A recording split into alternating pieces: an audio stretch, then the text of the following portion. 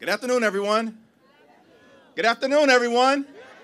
This is a great day here in the great borough of Brooklyn, and we're so thankful that all of you have taken the time to come out and enjoy and celebrate this wonderful occasion. We're so thankful, of course, for all of the community leaders, members of clergy, colleagues in government, the Chisholm family, and those who have joined us here today. Thankful for the tremendous leadership and partnership at all levels of government. As the governor mentioned, this was an effort from the city, the state, and the federal government. It took a team effort, all hands on deck, but every team requires a great quarterback, and I'm thankful that this team had a great quarterback in Governor Andrew Cuomo to make sure that the plays were executed, and he brought us to this very day. I'm thankful that we have a governor, of course, who doesn't just talk the talk. He walks the walk. He gets things done. Today is a living, breathing manifestation of that idea, that dream, that objective that he had when he launched Vital Brooklyn in partnership with all of us.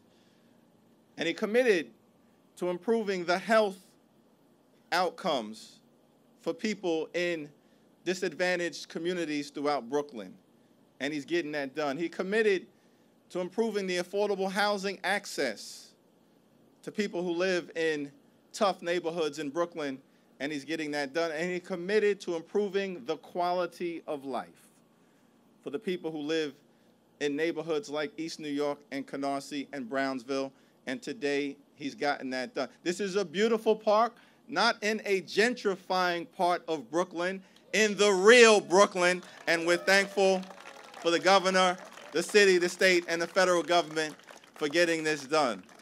I want to thank Jen Narcissian and Joshua from the National Parks Service for their work and their partnership. And of course, my friend, the chair of the House Judiciary Committee, Jerry Nadler, who's doing a lot to defend our democracy.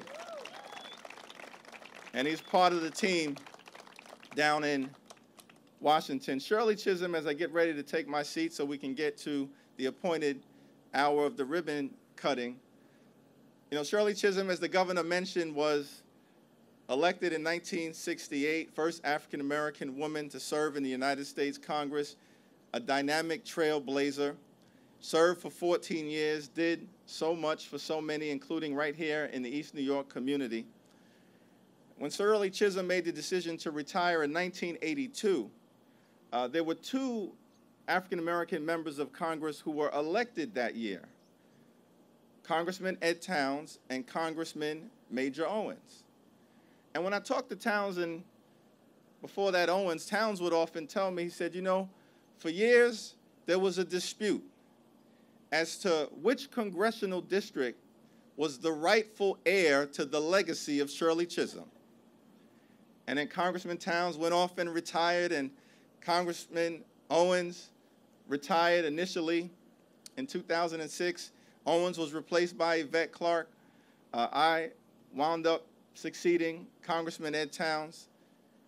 And I said to Towns the other day, I said, Yvette and I have finally resolved the dispute as to who is the rightful heir to Shirley Chisholm's legacy. He said, really, Jeffries, how did you resolve it? I said, we concluded that Shirley Chisholm was such a bad sister, it took two members of Congress to replace her. And so we're just thankful to stand on the shoulders of Shirley Chisholm and all that she has meant to the borough, the city, the state, and the nation. What a tremendous legacy to name this state park on her behalf. Shirley Chisholm once said that if they don't want to give you a seat at the table, bring a folding chair.